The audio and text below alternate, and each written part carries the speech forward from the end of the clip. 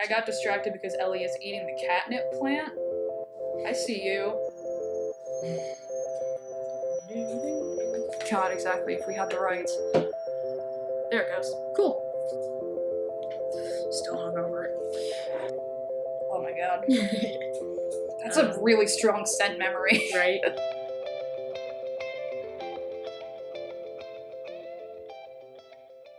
Hello and welcome to episode 8 of Get Lit and Knit podcast. I'm Abby and this is Allie, and the two of us are Get Lit and Knit.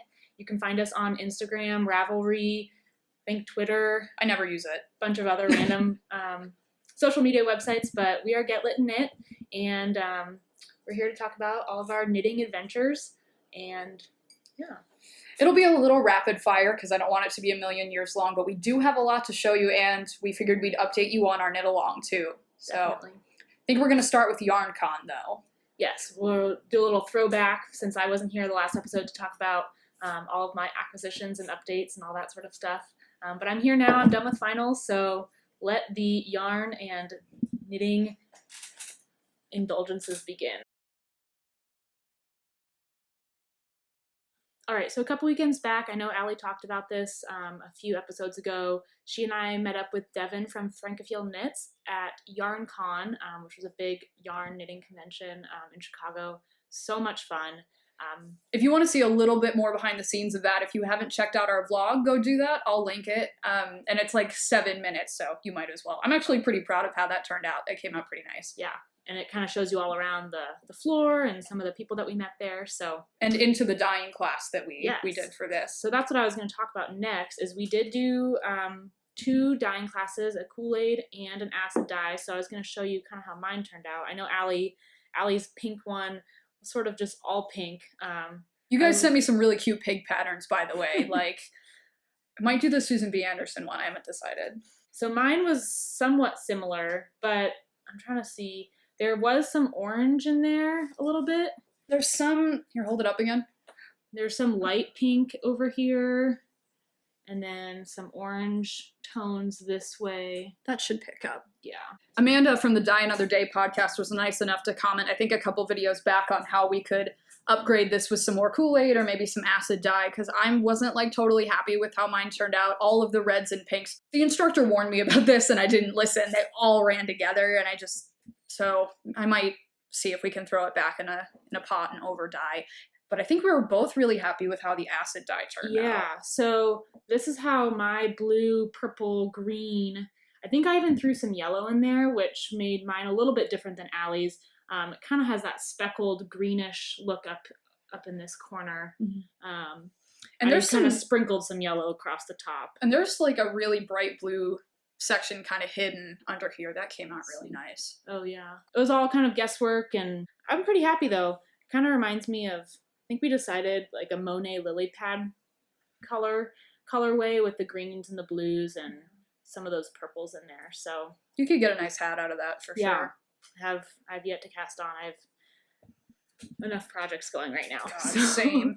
So those were the results of our dyeing class. Some other things that we picked up that weekend include, let's see, we did stop by Java Jenny's kitchen counter coffee crafter. Kitchen counter crafter. Sorry, I messed it up too. Sorry, Jenny.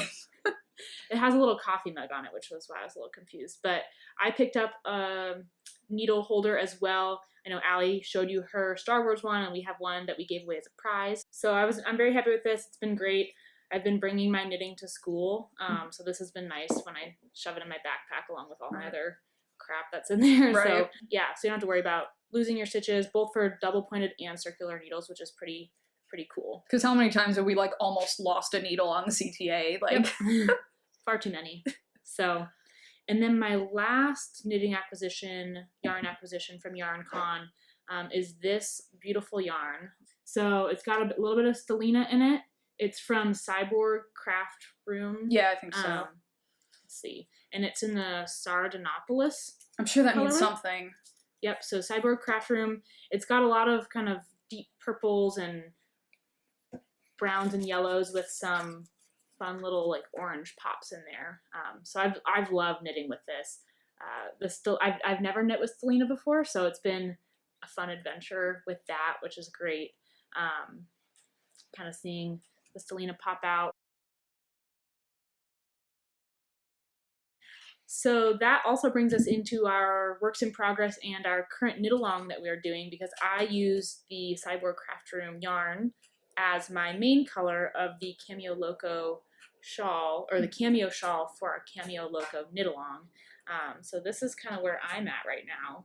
I am almost at the end of the picots for the main section, and I'm probably about 6 rows away from starting the stripes, which I'll be working with this deep stash burgundy maroon color. So I think it'll complement it really nicely, kind of pull out some of the purples and reds in there. And we hunted around all of YarnCon looking for this, Yeah. so this was coveted for sure.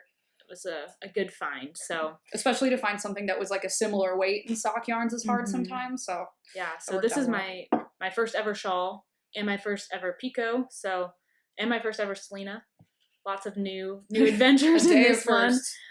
So I'm really excited to start doing the stripes. What's been really great about this is it's knit every single row. So when I'm watching review videos or some of the study stuff that's just purely videos that I can listen to, I can knit along while I watch, and it's been a nice way to kind of break up sitting at a desk all day, staring at a computer screen. So I know all about that life. It's nice to feel like I'm making progress, slowly but surely.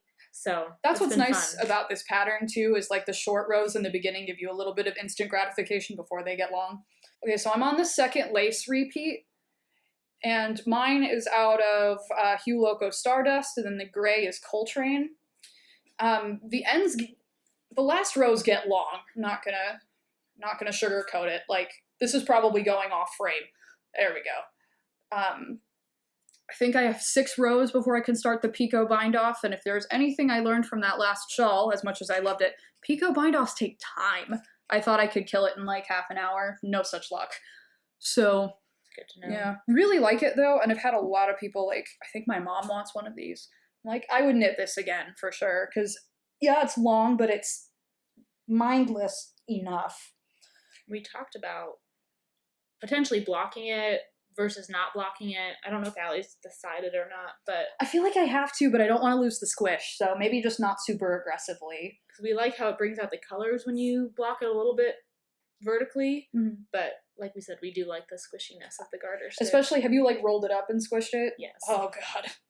So that's our current project. So the knit along goes until the end of this month. Yep, the end of May. We've got 1 more month. If you're really ambitious, you could totally cast on and probably knock it out in a month. So we have the entry threads on our Ravelry group, so check those out. We've got a couple people with finished objects. Everyone has different colors and color pattern, like color combos that are a lot of fun to see. And varying levels of contrast, which is cool because the pattern is written like high contrast and mine's pretty low contrast. It'll be interesting to see what happens with yours. Might just look... They're both kind of dark. Yeah, I don't know. Some people have kind of done a variegated yarn with a neon contrast, and it turns out really nice.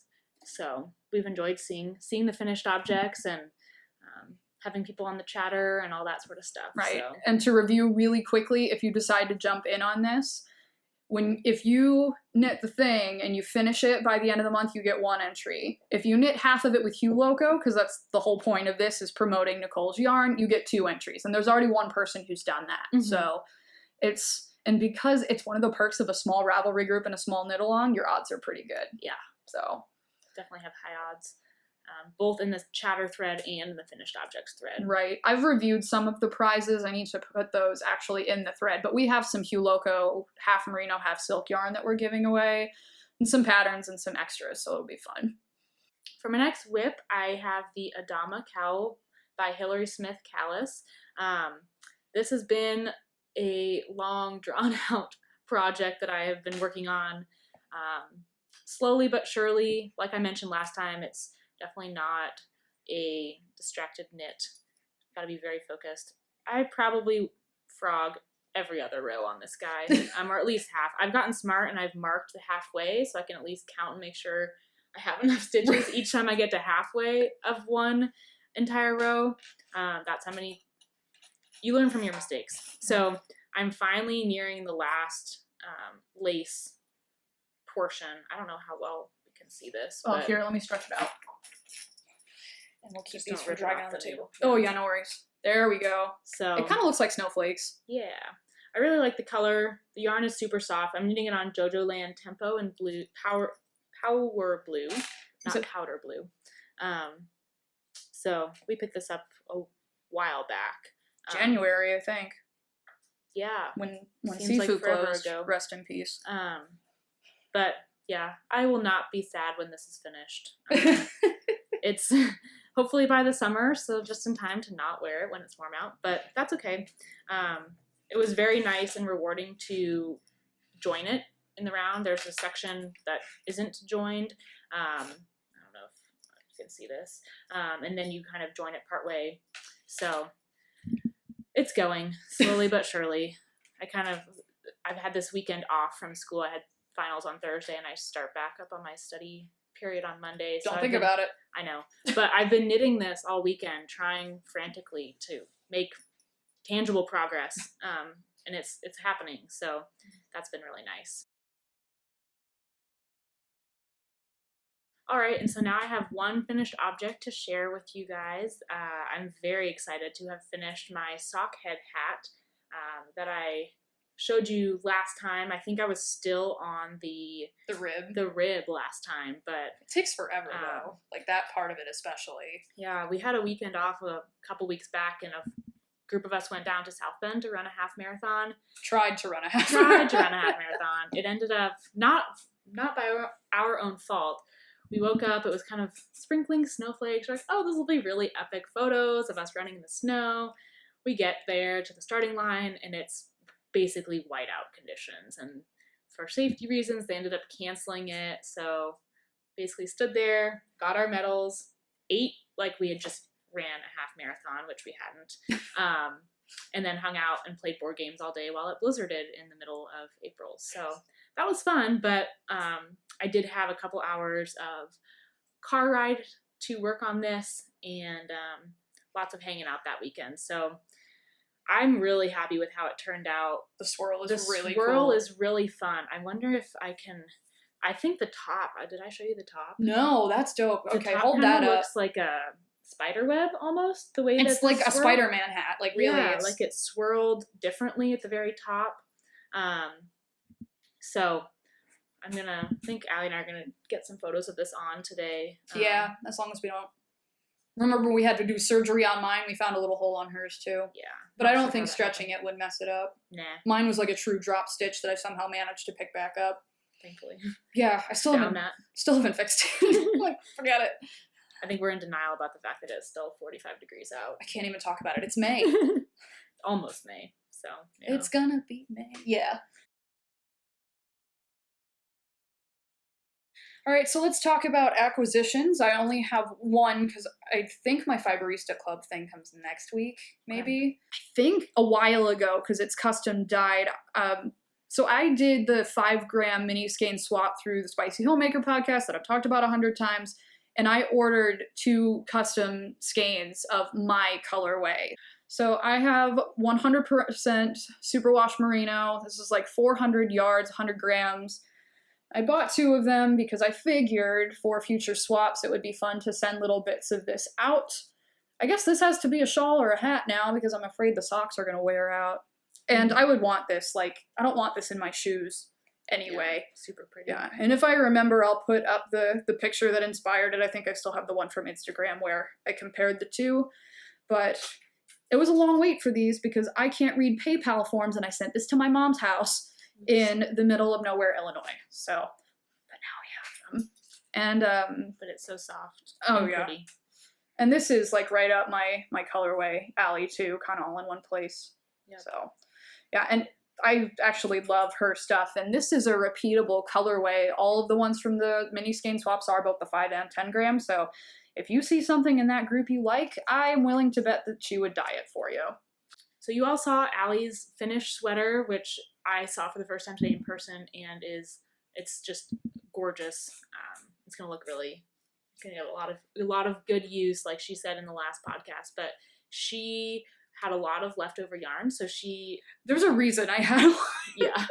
I didn't know that when designers design the thing, they factor in an extra 10 to 15%, and so I factored in an additional 10 to 15% on top of that, and ended up with like 6 extra skeins. So you benefited from that. I benefited from this, and now the owner of 3 of these skeins. So this is the Quince & Co. Owl yarn in Albertine color, so it's half wool, half alpaca. We're talking about how it smells. Yes, like it's cheap, sheepy for sure. Which you would think would be not a pleasant smell, but it's great. It smells like a barn in the best of ways. So I'm excited. I have not even thought about what I'm going to make with this, but did you see the pattern I sent you? The Jared, that hat. The Jared Flood hat. I'm pulling it up now. The Bray cap by Jared Flood on Ravelry, and we decided that we both really wanted that hat, and it might have to happen with this yarn. So we might be twinning on this one. I was like, if you were okay with this, you might like this hat. Yep. Won't be the first time or the last time. No. So I'm not mad about it. And on the note of Quince & Co. and the sweater that Allie made. Yeah, so this is my own thing, but I tend to not enter knit-alongs unless I'm like already doing something that can be entered for a knit-along. And I was planning on making that sweater out of Quince & Co. anyway. Laura of the Fawn Knits podcast had the Quince-along, and I never win anything. So I entered that sweater in the Quince-along, and was the grand prize winner. She won't say it herself. But. No. Shout out to Quince & Co. for this amazing sampler pack, because good lord, it's like all the fiber combinations and the colors you could ever want. I won't read off the colorways to you because these were like the sample ones. I think they're the test colors. But it's everything from like, I love this puffin. That's really nice. Yeah, most of it's 100% American wool. It's funny, they sent me some Sparrow, which is their linen yarn, because I was actually looking at a top from Pearl Soho that was like half linen, half cotton, or half linen, half wool. It's expensive though. We'll see. This one's wool and silk. It's pretty soft. And that's the exact same weight as this one. This is just all wool, so I'm thinking that might need to be a shawl together. Just put the silk up by my face. That's all wool too, and I just asked Abby off camera, I'm like, hey, if I give you this, will you test knit my hat pattern? Because I think this would be a good weight for it. But and of course I said yes. Yes. So. It's also not going to happen anytime soon, because I don't think I'd wear this, but Abby was like, oh, it's Giants colors. It's like, it's yours. Yep. San Francisco Giants colors. Right. Gotta make that distinction. I don't sports. This one, what are you? Oh, this is Chickadee. This is a pretty popular one. That's all wool too. I really like this blue. And this was one I was planning to use over the weekend to start knitting up a test for my hat before I make other people test knit it. This is Lark.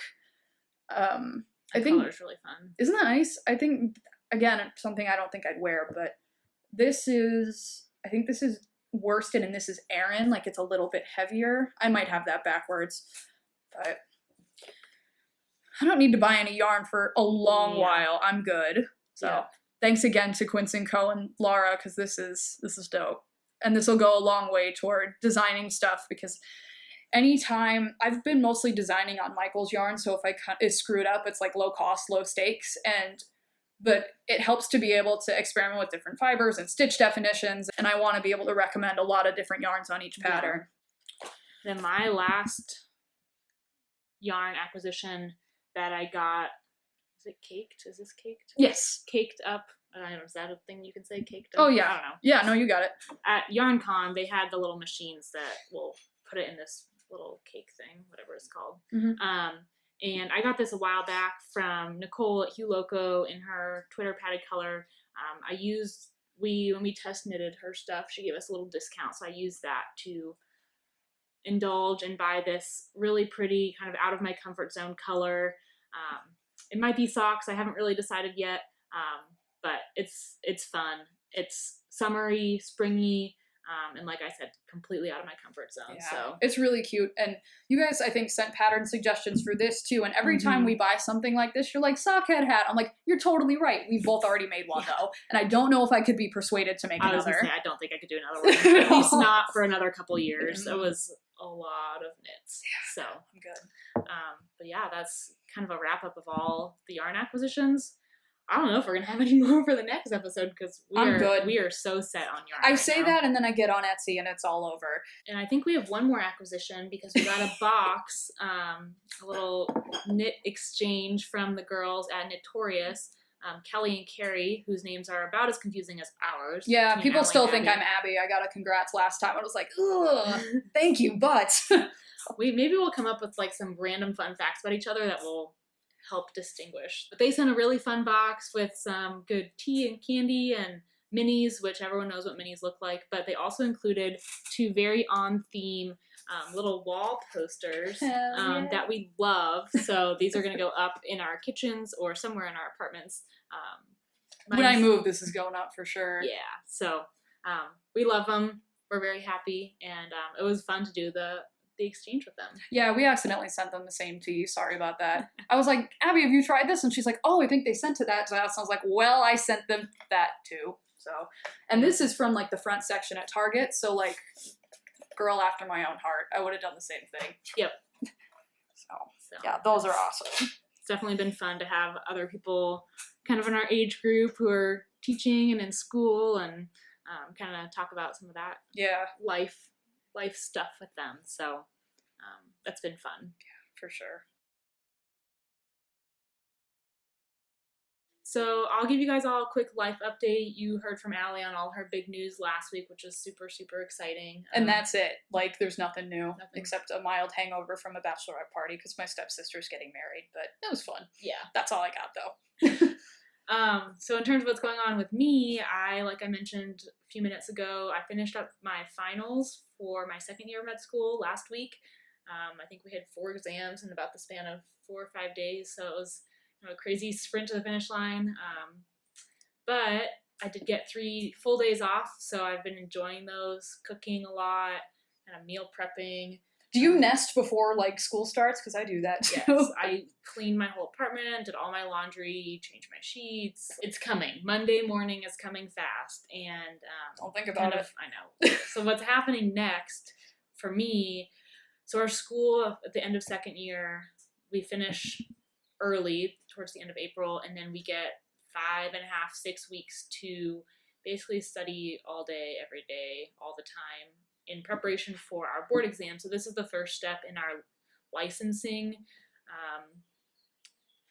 process as physicians. So you take an exam at the end of your second year, you take another one at the end of your 4th year or during your 4th year, then you graduate, you become a resident, and you take one more during your residency to officially get your medical license. So this is kind of the first big step, and these scores, as much as we hate to say it, really do matter a lot in terms of where and what residency programs you get. Do they try to tell you they don't? Because that makes sense that they would. They don't. They're straight up like, your board scores are the most important, one of the most important things.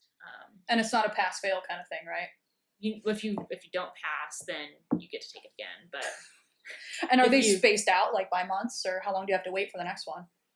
Oh, I have no idea. Not that you're gonna fail on the first round. I was just curious. So I think everyone this spring who takes it, and then they equate the scores and send them all out sometime at the end of June. Is that some kind of curve system? Like, do they throw questions out if everybody fails it? Yeah. Well, that's the confusing thing is a bunch of the questions are tester questions, and so a lot of people who are now third years who took it last year are like, yeah, I mean, you're going to get questions about things you've never heard of before, and you can't let it rattle you because those are all tester questions. To give you an idea, getting like a 65 or a 70% is passing and doing probably above the national average. Jesus. And you're talking to med school students who are used to getting like 90, 95 and like knowing all the answers as you're going through a test, and all of a sudden you're like, shit, I don't know what that word is. Right. What are they asking me? So, yeah, the next 5 weeks are going to be really intense. I think my schedule is Monday through Saturday, 6 a.m. to about 9 or 10 p.m.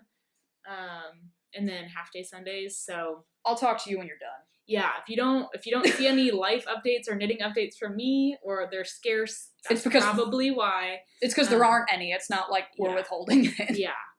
But after that, I will get 2 weeks off. I'm going to be going home to San Francisco to relax, hang out with my parents, go to some baseball games, and then third-year orientation starts at the end of June. There might be some sewing in that time, too. There will be sewing because I'm in desperate need of project bags Project to bags contain all this to nonsense. contain it all. And my mom's a big sewer, so she and I have talked about working on that, making it kind of a mother-daughter project, and there will be some yarn store vlogging from around my area with some of the owners who I'm friends with, and lots of fun and relaxation. And then third year starts, which I'm super, super stoked for because I get to spend all of my days in the hospital working with patients and never have to go to a lecture ever again. So when you're doing the third year thing, are you still trying on different departments, or do you need to narrow it down? Both, I guess. So every third year rotates through a set standard of like kind of all the major types of medicine. So I think my rotation schedule goes internal medicine, so I'll be kind of on the main floor, surgery, neurology, OB, peds, psych, and family. Then I have an elective in there. And then kind of by the end of third year, you should be getting an idea of what you want to do, so that fourth year you can do some of those rotations. What do the electives look like? Could be literally anything. You could do a research elective. You could do ambulatory medicine. You could do dermatology, urology, orthopedic surgery. Kind of depends on when you're taking it during the year. You could do radiation oncology or some of the really cool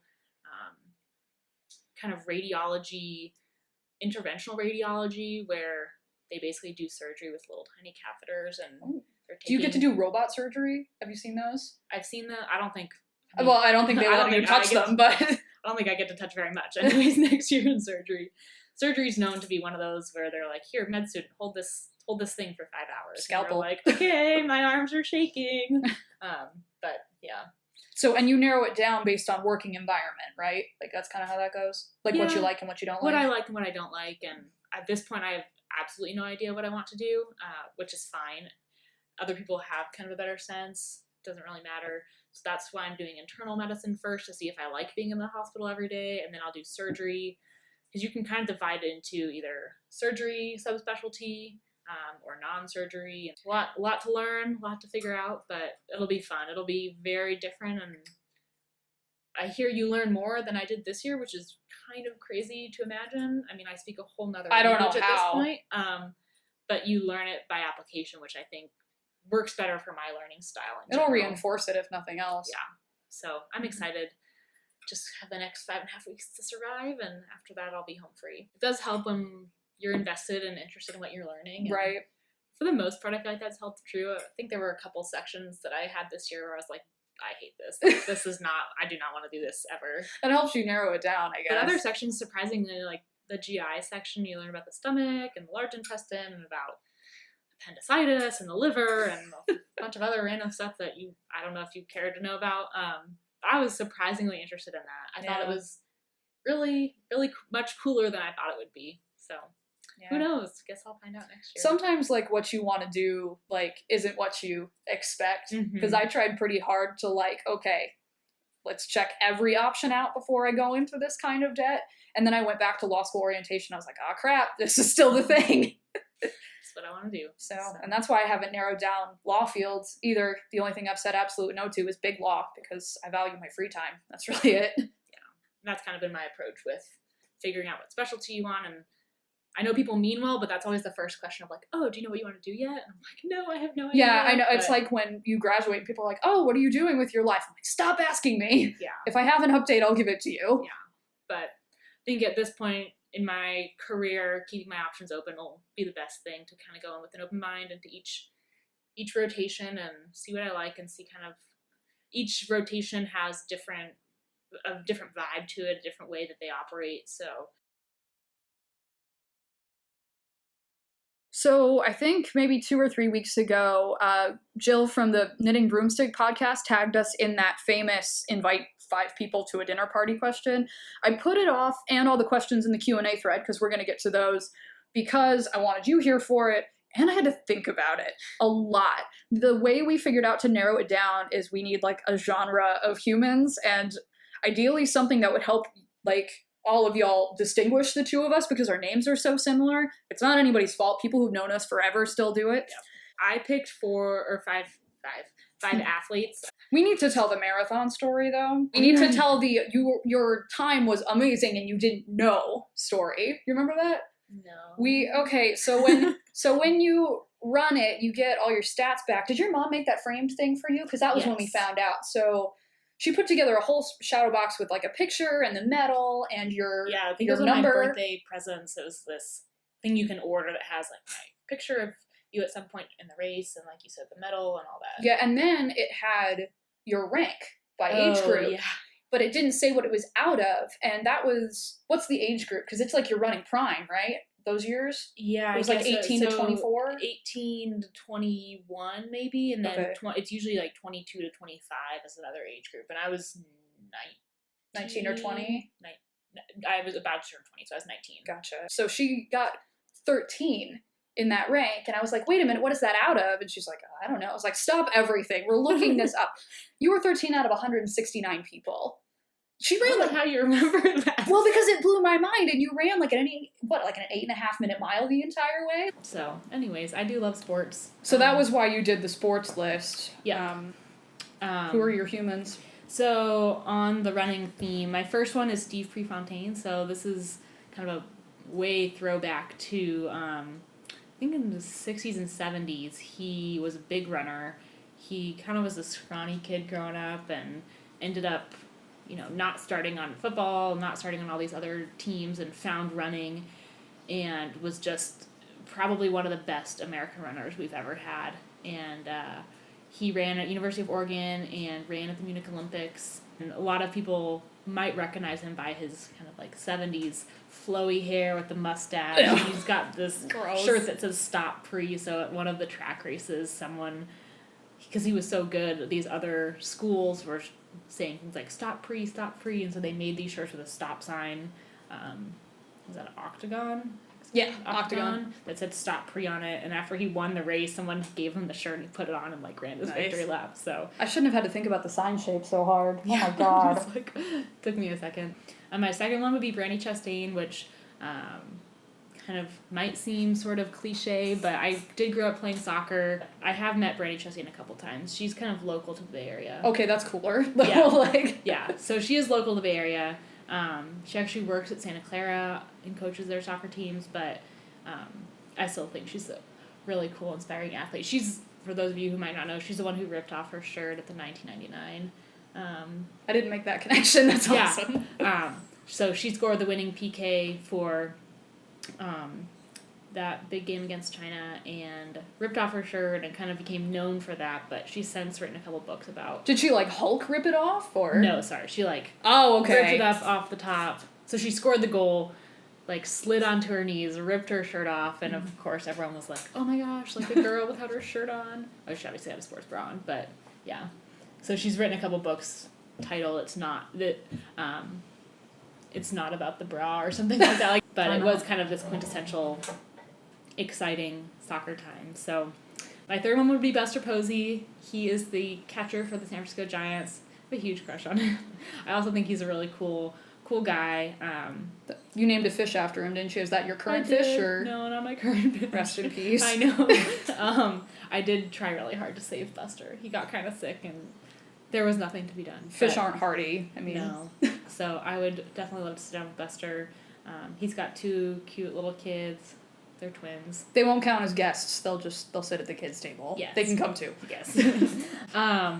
And then my fourth one would be Stuart Scott. So Stuart Scott was a reporter on ESPN, super well known for kind of bringing a whole different vibe to the sports broadcasting. Is he the one who just... About a year and a half ago, he had, I think he had stomach cancer. That sounds right. Yeah, he kind of brought a whole new vibe to the sports broadcasting world and was one of the first African-American broadcasters to kind of make a big impact and be one of the anchors on ESPN, and kind of brought these fun, quirky words and just made sports broadcasting so much more interesting. And I think he's the only one who's I would remember and could be that's a Sports Center guy. Yeah, and I think what was super inspiring was, despite his cancer and despite his diagnosis, he kept working, and he also just never gave up. He boxed every day, and he still did all his workouts, and I think the amount of love that he had for his daughters was also really inspiring. So it would be fun to have him come join us. And then my last one, her name is Bobby Gibb, and she is also a runner. And her story is pretty cool. So way back when, I wish I'd written down the year because we just looked this up to confirm, but back when the Boston Marathon used to be only for men. Does 1966 sound right? Sure, 1966. Way back when they said that women couldn't run it, they weren't allowed to, and she decided to do it anyways and kind of put her hair up in a bun and threw on some sweats to kind of try to blend in with the crowd and ran it. And the race director actually came out and tried to grab her. There's video of this. Off the course, and a couple of the guys around her also sort of stood up and were like, dude, back off. And they shielded her through the run. They opened it up. It's saying they opened it up to women in 1972. Yeah. So when Catherine Switzer actually ran a different. I'm guessing she had a lot to do with that. Yes. So, and I think what made me also think about this was the winner of the Boston Marathon this year, the women's winner, actually gave her trophy to Bobby Gibb to have. I think Bobby Gibb's like, I'll give it back to you in a year, but thanks so much. So it was kind of nice that she got some recognition. It was 50 years. I'm fact checking her name. Actually, that was it. It's been 50 years since she ran her banded run. Oh, yeah. And so the winner of the race kind of wanted to share that. Sadie Baisa? Did I say that right? Sure. I tried. Running and baseball are maybe not the most interesting, kind of captivating sports, but I don't know. I was telling Allie earlier, I watched a documentary about Steve Prefontaine a couple weeks ago. What's it called if people want to see it? It's just called Prefontaine. Okay. It's on Netflix, and I was crying by the end of it. I mean, I barely run, started Couch to 5K for the upteenth time. We watched Spirit of the Marathon right before you ran it, and I almost cried. I get it. Yeah. It's... Honorary mention goes out to Steph Curry, though. Yeah. He would, and his wife, Aisha, I think she'd be really fun to sit. But, all right, your turn. Yeah, I think mine obviously is music. Our recommendations are going to go up when this goes up, so think about anything else you want to put on there, but we'll put that Mumford & Sons. Mumford & Sons. It wasn't going to not make the cut. It doesn't require any explanation, but, Beyonce's at the head of the table, especially now, and Destiny's Child was a thing when we were 7 or 8, so you want to talk about somebody I've been listening to my entire life, and now I can't even talk about Lemonade. If you can get your hands on it, you should. Don't watch it in public. I cried a lot. I don't know if it was from having Blue Ivy or what, but her willingness to be vulnerable and human and be kind of unapologetic about it after 3 years of this flawless era, it's really cool.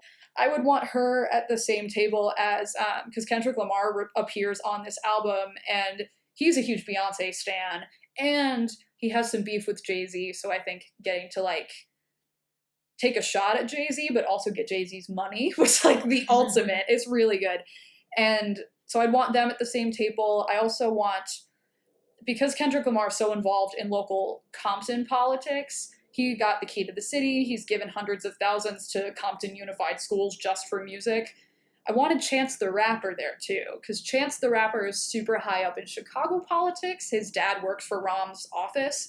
I just want them to chat. I want to be a fly on the wall during that.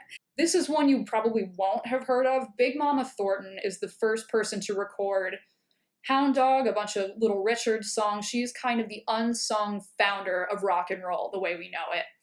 I think so much of what everybody else at that table was able to do came from what she did, so it would be cool to kind of have them all in the same place so she could see it. And because she did rock and roll, and this is just a personal hero of mine, I wanted Laura Jane Grace from Against Me there, because she may be the only true rock tie back to that she's the lead singer of my favorite punk band ever. So all of this can go in the playlist too. So I think that's it.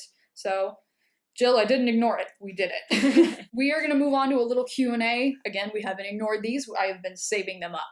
So we're just going to run through them all and see what happens. And I won't give up Ravelry names because I don't know if you want that, so we'll just go down the list. The first one, why don't you have Knit Fast, Die Warm tattooed on you? I don't have a tattoo. Yes. Not yet. I want it at some point, but the artist I go through does everything custom, and so I think if I brought him my project bag and was like, here, do this, he'd be like, girl, seriously? Let me draw something. So someday is the answer to that. Favorite drink? mojito, if it was a mixed drink, for sure. I studied abroad in Italy during college, and they probably make the best mojitos. So I wouldn't have thought that. I know. So good. So that always brings me back to that time, if they're good. Mm-hmm. That's probably my go-to if it's not beer or wine or something along those lines. Yeah. And it's hard for me to talk about now because bachelorette party hangover, but I love rye, so I had mostly Manhattans and old fashions. The problem was when they started offering shots, because then once you mix clear and dark liquor, it's amateur hour. I don't know what I was thinking. It was realized that we're getting old when we can't. I can't hang. I can't do anymore. it. Like, wow, I'm not 21 anymore. No. I must have poisoned myself somewhere along the line in college, and I just can't do what I used to. Also, DePaul didn't have class on Friday, so my weekends were pretty long. My weekends feel short now. I don't want to spend them hungover. Yeah. Best places for a knitter to have a boozy good time in Chicago. Ooh. Are there coffee shops that serve alcohol? I feel like that should be a thing. It's becoming a thing because Starbucks is starting to do it. There's one on the Gold Coast that I always feel underdressed going to because, seriously, they have, like, truffle mac and cheese and, like, they have, like, Prosecco after 5 and just, like, yeah. I went in there once to do homework and they were like, oh, you sweet summer child. Like, you don't belong. Well, when I was in Charleston, there was a fun outdoor coffee shop with an outdoor backyard that did both coffee, baked goods, lunch, and they had 10 or 12 local beers on tap. Oh. So maybe we need to figure out if that's a thing here. I feel like coffee shop's the ideal place in my mind to go knit in Chicago. It's like one of the only socially acceptable places to loiter. So, yeah. Although I'm thinking that the Revolution Brew Tap Room might be a good place for that. I've been meaning to go there. It's on my to-do list. Because you went to the pub, right? The one in Wicker Park? Am I making that up? No?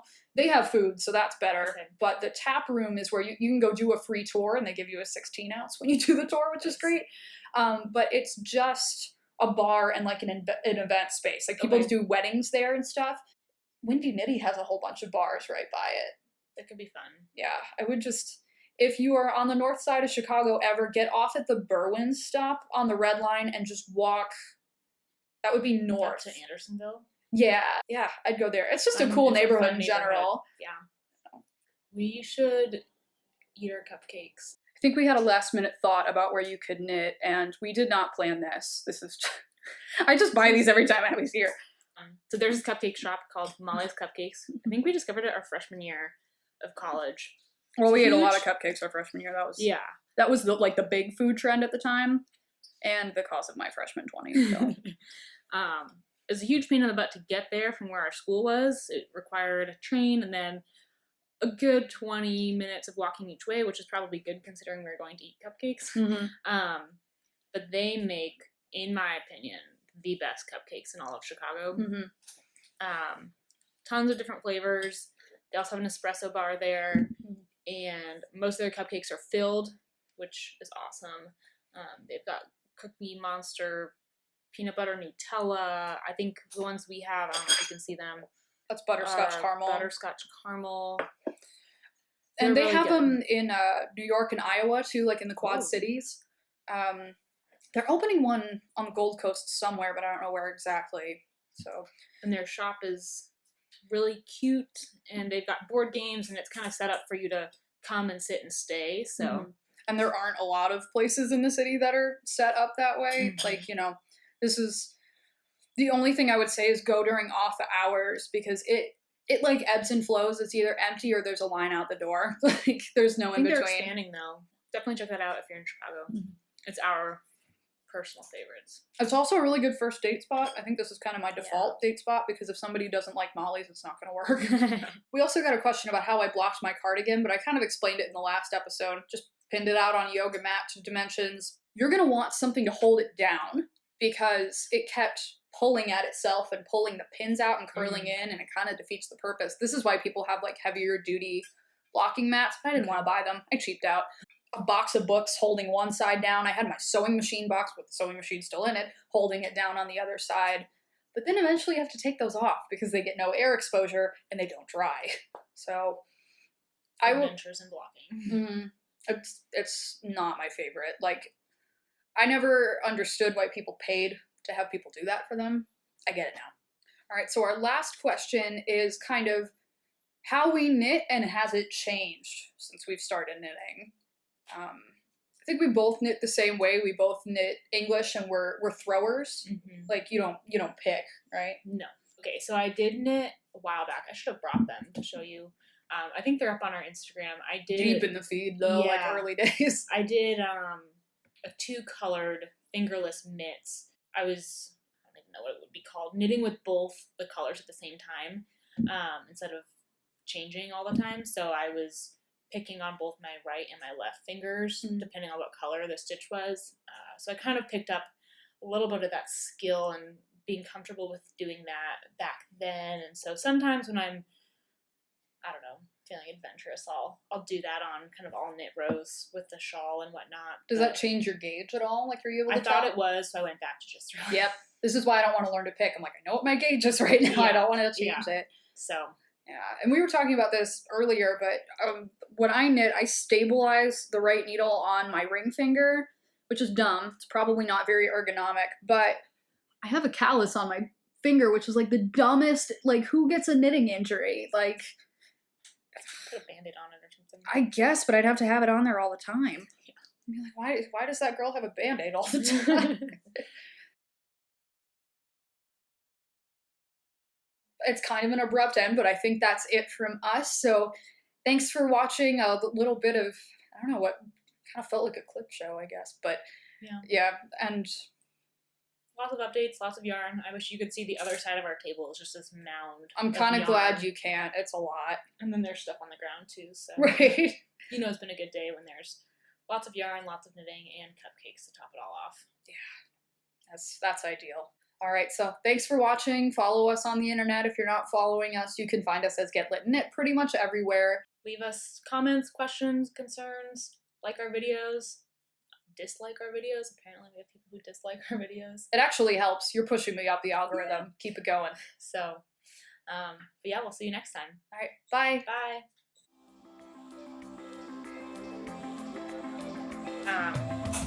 I don't know. Just something, sports are a big... you can't do anything. Those aren't surviving the movie either. Yeah, the Borgs are from Star Trek Next Gen. We'll edit it out, don't worry. No one cares. Like, stop! Save the cars! But yeah, we may need a system like, all right, send me an emoji in the morning if you're still alive. Like, just one poop emoji. Yeah.